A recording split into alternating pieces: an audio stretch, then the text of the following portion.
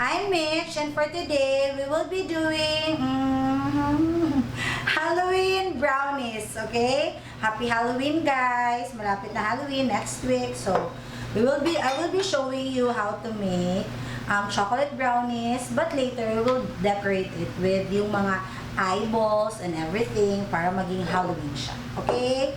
It's very easy. Mix all ingredients tayo. For the ingredients, you have here all-purpose flour, cocoa powder, melted butter, you have dark chocolate, melt mo na yan, and then granulated white sugar, eggs, vanilla extract, and salt. Okay? In your bowl, you mix your melted butter and your chocolate, your dark chocolate. Melt this one. Okay?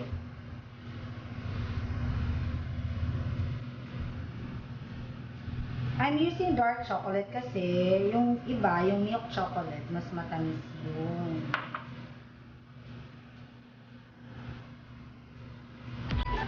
Then, add your sugar. Guys, if you want it mas fudgy pa, you can add 2 tablespoons of your glucose. Okay? Dito mo ilagay si 2 tablespoons. If you want to be what? If you want your brownies to be fudgy. Yeah. Then, your eggs and your vanilla extract. Your dry ingredients, you can mix this one ahead of time. Okay? Si salt at saka si cocoa powder. See? Ang dali lang, di ba?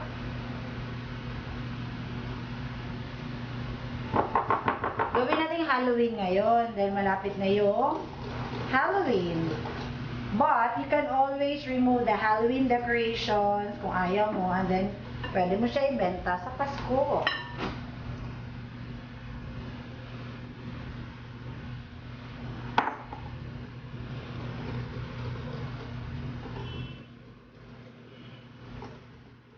This recipe is good for 8 by 8 na baking pan. Okay? If you want na mas manipis, go ahead. You can use the 9-inch square pan. Ako, I want my brownies na medyo makapal, medyo tambok. Okay, this one is your baking pan. I lined with aluminum foil para mas easy mamaya yung pagtanggal ko. Okay? Ang bigat ng bowl. How to check if your brownies is done? Unlike sa cake ha, kasi diba pag si cake, tusok ka sa center, if it comes out clean, then done na. For the brownies, check it sa sides. Okay? If pag check mo sa side, done na, kahit medyo basa pa yung gitna, guys, tanggalin nyo na, okay? Kasi, may iwan pa rin naman sa baking pan, so may init pa yung pan. Para hindi ma-overbake si brownies. Okay? So, if you want to put nuts, go ahead. You can put, if you want to put chocolate chips, pwede rin. But, for me, ngayon, I'll keep it simple kasi later, decorate ko siya for Halloween. Okay? I'll be back. Bake natin. Yan guys, after 15 minutes, I think 15 to 18 yun. Okay?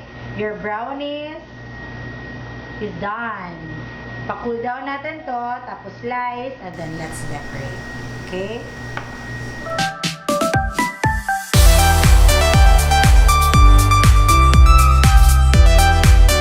Yan, so, this is my Halloween. Kunwari mga ano to, nasa libingan sila, char. So, this is my Halloween brownies.